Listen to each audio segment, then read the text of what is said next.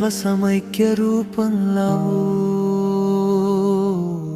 దివ్య జ్ఞానాన్ని ప్రసాదించుచున్నావు.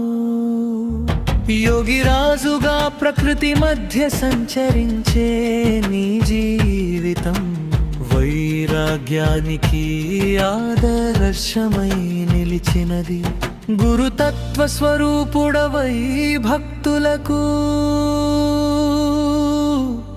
జ్ఞాన మార్గాన్ని చూపుచున్నావు.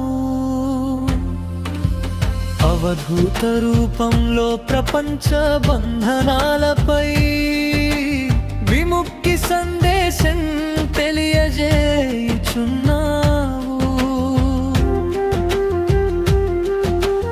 గోవులతో సంచరించే నీ రూపం ప్రకృతి సమత్వాన్ని సూచించుచున్నది. చతుర్భుజాలో దైవ శక్తులు ప్రతిఫలించుచున్నవి. వేదాంత సారాన్ని బోధించే నీ ఉపదేశం ఆత్మజ్ఞానాన్ని కలిగించుచున్నది.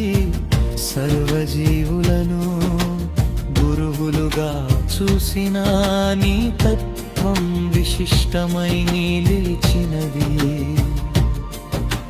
ధ్యానంలో నిన్ను స్మరించిన వారికి అంతర శాంతి కలుగుచున్నది.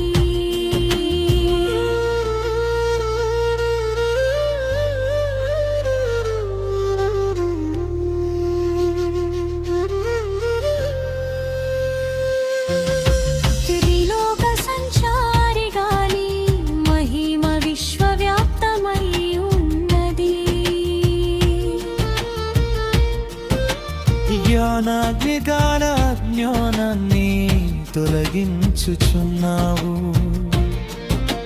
సద్గురు రూపంలో భక్తులను మార్గదర్శనం చేయుచున్నావు. పాదసేవలో భక్తి పరిపక్వమవుచున్నది. యోగ జ్ఞాన మార్గంలో నీవు ఆత్మ సాక్షాత్కారాన్ని ప్రసాదించుచున్నావు. శిష్య హృదయంలో గురు కృప వెలుగుచున్నది.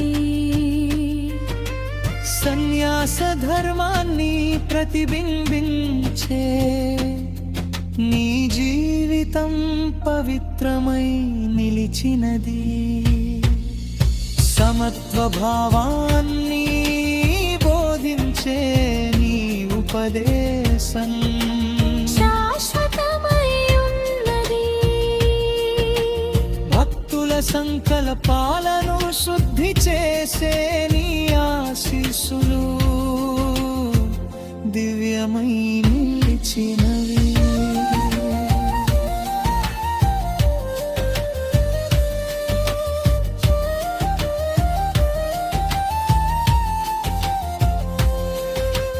సహజ జీవనంలో ఆధ్యాత్మికతను చూపినావు. గురు చరణాల్లో సమర్పణ మోక్ష మార్గాన్ని తెరచుచున్నది. నీ స్మరణలో అంతరానందం వికసించుచున్నది. జ్ఞాన దీపమై నీవు భక్తుల హృదయాల్లో వెలుగుచున్నావు.